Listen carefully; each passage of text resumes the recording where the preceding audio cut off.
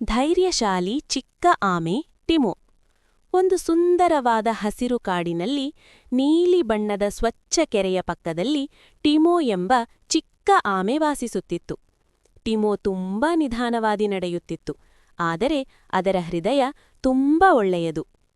ಕಾಡಿನ ಇತರ ಪ್ರಾಣಿಗಳು ಜಿಂಕೆ, ಕೋತಿ ಮತ್ತು ಮೊಲ ಟಿಮೋನನ್ನು ನೋಡಿ ನಗುತ್ತಿದ್ದರು.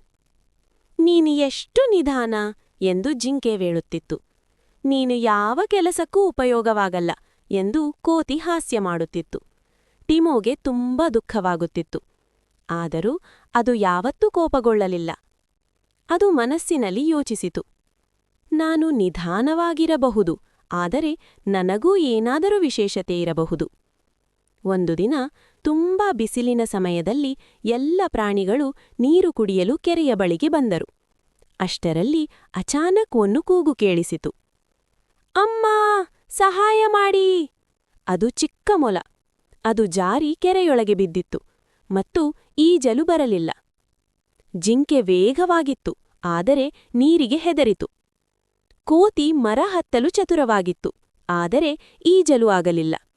ಎಲ್ಲ ಪ್ರಾಣಿಗಳು ಗಾಬರಿಯಾಗಿ ನಿಂತರು. ಆ ಸಮಯದಲ್ಲಿ ಟಿಮೋ ನಿಧಾನವಾಗಿ ಮುಂದೆ ಬಂದಿತು. ನಾನು ನಿಧಾನವಾಗಿದ್ದರೂ ನನಗೆ ಈಜಲು ಬರುತ್ತದೆ ಎಂದು ಟಿಮೋ ಧೈರ್ಯವಾಗಿ ಹೇಳಿತು.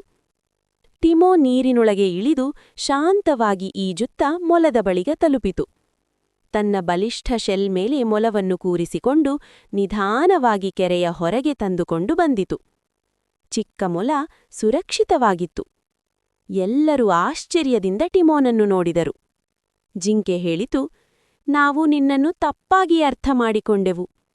ಕೋತಿ ಹೇಳಿತು, ನೀನು ನಿಜವಾಗಿಯೂ ಧೈರ್ಯಶಾಲಿ. ಆ ದಿನದಿಂದ ಟಿಮೋ ಕಾಡಿನ ಹೀರೋ ಆಯಿತು. ಯಾರು ಮತ್ತೆ ಅದನ್ನು ಹಾಸ್ಯ ಮಾಡಲಿಲ್ಲ. ಎಲ್ಲರೂ ಸ್ನೇಹದಿಂದ ಒಟ್ಟಿಗೆ ಬದುಕಲು ಪ್ರಾರಂಭಿಸಿದರು. ಟಿಮೋ ತನ್ನ ಮನಸ್ಸಿನಲ್ಲಿ ನಗ್ತಾ ಯೋಚಿಸಿತು, ನಿಧಾನವಾಗಿರುವುದೇ ದುರ್ಬಲತೆಯಲ್ಲ. ನೀತಿ: ಪ್ರತಿಯೊಬ್ಬರಲ್ಲೂ ವಿಶೇಷತೆಯಿದೆ, ಯಾರನ್ನೂ ಕಡಿಮೆ ಅಂದಾಜು ಮಾಡಬೇಡಿ.